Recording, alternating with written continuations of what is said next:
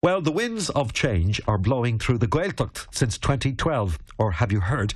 Because the new Gaeltacht legislation signals a departure from the historic emphasis on geographic boundaries, and it's putting the onus on each Gaeltacht community to decide for themselves, first of all, whether they want to remain in the Gaeltacht, and if so, whether they want to come together to prepare and implement an Irish language development plan for their area. A lot of our listeners mightn't realise that approximately 19% of the Gaeltacht in this country is located in County Mayo. Almost 11,000 people live in Gaeltacht areas. That's according to the census of 2011. And that represents roughly 11% of the entire Gaeltacht population. And an interim working group has recently been formed to basically have a look at where we're at in the context of Gaeltacht areas and whether those living in Gaeltacht areas are prepared to put their shoulder to the wheel to make sure that they remain very much part and parcel of the ethos of what the Gaeltacht is all about. Well, I'm joined on the line this morning by independent language planning specialist Laoise Niguda. Laoise, good morning. Good morning, Tommy. Katie will too. Tommy Hanawa. Hanawa Erfad. Long time no hear. How are you? Not too bad. Yes, it has been a while. It's been a busy summer here in Erris, as you've briefly outlined there just before I came on air. We've been busy here getting to grips with the new Gaeltacht legislation, firstly, and also, I suppose, looking at how that will impact us here and also what we can do. You see, my vision of or my concept of a Gaeltacht area is that all of the people living in it can speak fluent Irish, but let's call a spade here. There are many areas, Gaeltacht areas, Mayo included, where a lot of the residents don't have a huge interest in the Irish language, nor can they speak it fluently. Well, I would agree with you on some parts there, Tommy. Firstly, certainly the linguistic landscape is changing in the Gaeltacht as we would have known it. So historically, in the past, we all had an idea or an image of the Gaeltacht as being an only Irish-speaking place where everybody speaks Irish, from modern Gahiha, and everything is done through the medium of Irish. Now, that is still the case in some places, and in some places, indeed, in County Mayo. But it's also the case that there are also other places in the Gaeltacht, in the official Gaeltacht areas, where Irish isn't spoken as often. So there's much more of a mixture of people living in those areas and a mixture of language use, if you like.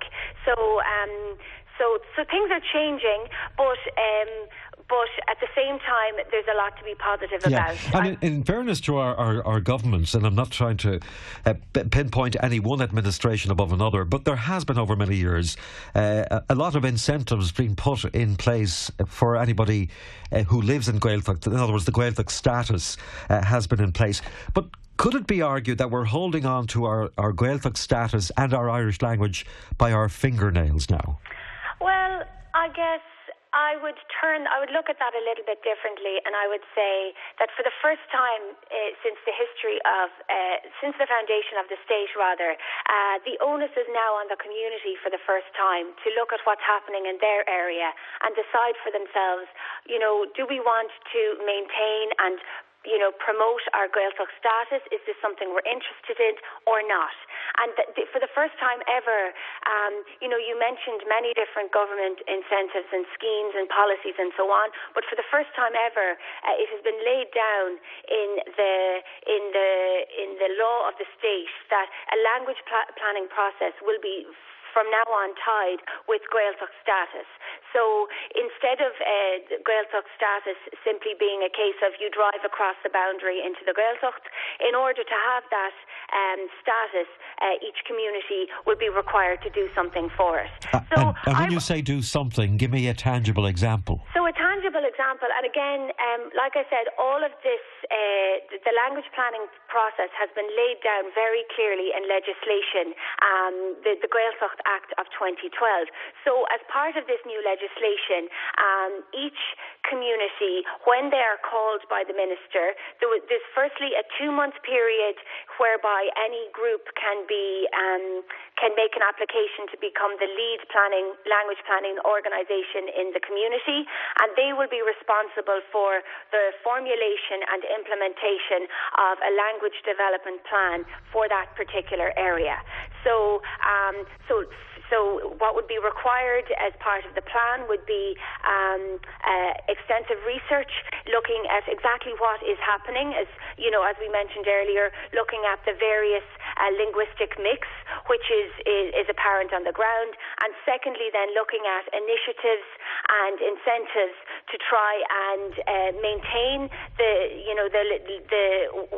where things are at, and also to further them, if you like, to further the use of the Irish language to help not only the people that speak the local dialects, but also those that are maybe learning the language or want to get more involved. It would be a brave minister, Laoise, wouldn't it, who would dilute the whole Gaeltacht status, because it's not even argued anymore. The only thing that we have held on to that makes us Irish is our language.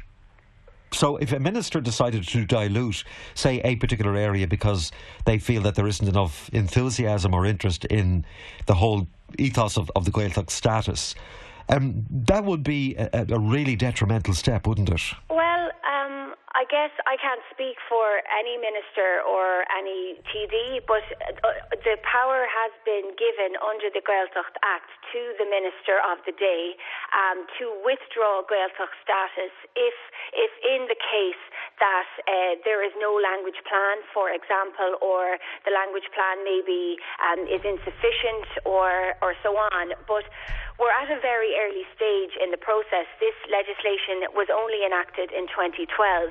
So there are communities are sort of at the research stage at the moment, most communities.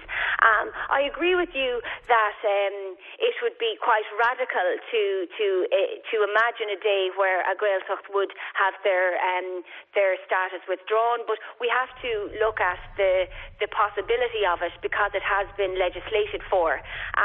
But secondly, I suppose I would look at it in a more, I'm more interested in looking at these things from a positive point of view. Instead of looking at the negative or the threats, look at what we actually can do, what is possible under this legislation. Okay. Tell me, there are 3 Gaeltacht areas in Mayo, is that correct? There are 3, yes. Where are they? So the first pocket, if you like, is Erris and Béalderrig. So that's where I live, and it's a huge geographic area stretching from, say, Blacksod to Béalderrig, from Carrowtaig and as far south as Duhoma and everywhere in between. The second one? Pardon me? Sorry, the second area? And the second area then is Achill, so part of Achill Island, and also the Curran Peninsula on the way into the island. Agus Ivera 3? Ivera 3 is Turvik AG, which is saddling the border of North Connemara. And so Turvik AG is another tract of land in South Mayo, which is in the official Gaeltacht area also. Now, tomorrow evening at 8 o'clock in Áras Inisglóra in Belmullet, you are asking members of the public who really have a passion or who really have an enthusiasm for the whole Gaeltacht status ethos to come together. Yes, and also asking people who are just interested in finding out a bit more, maybe a little curious, maybe people that don't usually come out to these kinds of meetings, to just come along, give it a go, be open-minded and see what has to be said. And even, to seize the opportunity to put their viewpoint across, what they think about all of this, whether they're willing to get involved or not, as the case may be. And this public meeting, you're asking people to come along, excuse me, in the first instance, but basically the question is, what can be done? Exactly. That's ultimately why you're having this meeting. Exactly, Tommy. So it's a public meeting. As you said, it's happening at 8 p.m. tomorrow evening in Áras Inisglóra. Fáilte raibh gach ilóghine. Everybody's welcome. I'll be speaking myself on the night, just giving a brief outline of what has happened and where to from now, what can be done, and if people want to get involved, and where to from here, if you like. Will you be talking both Oscuelga agus Osperla? That's a great question, Tommy. I'll be catering for the audience, so I imagine, I hope to speak As Gaeilge, but of course I'm more than able to speak As Béarla Chomach. So I have a PowerPoint presentation prepared, and I hope to do maybe most of the talking As Gaeilge, but all of the main points will be explained on the slides behind me As Béarla, and also there'll be loads of times for questions at the end, and there's no problem asking questions in English or in Irish, as the case may be. Okay, you have this wonderful ability that even if you do speak As Gaeilge, you make it so clear that even I, who am just a relatively, mediocre Irish speaker, can understand almost practically everything you say. Well, hopefully I will be able to, communicate that. And I believe, fundamentally in making things clear and concise and trying to explain things as straightforwardly as possible. So okay. I'll give it a go tomorrow and hope it goes well. Please do. So please, if you have an interest in either the Gaeltacht, if you're a resident of the Gaeltacht or not, if you have a general interest in the Irish language and how we're going to plan going forward, a language plan for Irish, please, tomorrow evening, 8 o'clock in Áras Inisglóra in Belmullet. Ian and the crew will give you a good welcome. Céad Míle Fáilte tomorrow evening. On by cup on tay freshen? Well, I'd say go my cup on tay. I can't promise, but I'd say there's always a cup on tay and a Céad Míle Fáilte in Erris, so I doubt it'll be any different tomorrow night. Beidh go by budging banya. Well, Banyart Banya, Howlone, Agus Shukra Freshen. Shukra, sha? Yeah, Agus Coffee, Agus Beidra Matadini Agiri Brisky a Hortlofa. Need far reached. Brisky, is that whiskey? No, Brisky are biscuits. Oh, biscuits. What's the Irish for whiskey? Well, Ishkabaha. Ah, yeah, of course, Ishkabaha. Yes, but Banyart Ama Lahai Ishkabaha Taresh and Crinu. Agus Nilain Glushton Agatsa. No. Well, Tog Lushton ago. Oh, no, by to Tamont? By Mishig Tamont, but Nevi Megol. Nilain Simagums and Old Tommy. Oh, Nilain, okay. Take him. We law her at the moment. That might change. Okay, listen, thanks. Oh, by the way, I should mention this because I haven't told you this, Leisha. Okay. The PPI Radio Awards, these are kind of the Oscars for radio stations, national and local, take place once a year. Right. And remember last St. Patrick's week we did the Fuckle and Lay and all of that? We did indeed. We actually put that in for the PPI Radio Awards under the Irish Language Promotion category. Okay. And we got, in the whole country, and this included national, regional and local radio stations, we got the bronze. Oh my goodness. Cha.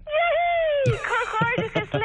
August Tussa Freshen, it was you really that was the instigator of that particular slot, and we will, I promise, in the new year sit down and do something on a regular basis with the Irish language. Great. Well, Tommy, I think it's important to mention as well that Midwest and yourself were on board with the idea and instrumental in making it happen. So Gur Míle Míle Mágat, it's great that you guys were so enthusiastic about the whole thing. Well, Tá Fáilte Road. And also Gur Mági to the listeners who got behind the initiative. They loved it. They really did. And if they didn't love it, we'd have been long gone. So that's true. Okay, listen, there we leave it. So it's tomorrow night, listeners, please. Not at all. Slán. That's Laoise Tommy there. So tomorrow evening in Áras Inisglóra, 8 o'clock, please, if you have a love of the Irish language or you have a view as to how we're going to push forward the whole Gaeltacht status and the future of the Irish language, make it along. 8 o'clock tomorrow night, Áras Inisglóra in Belmullet.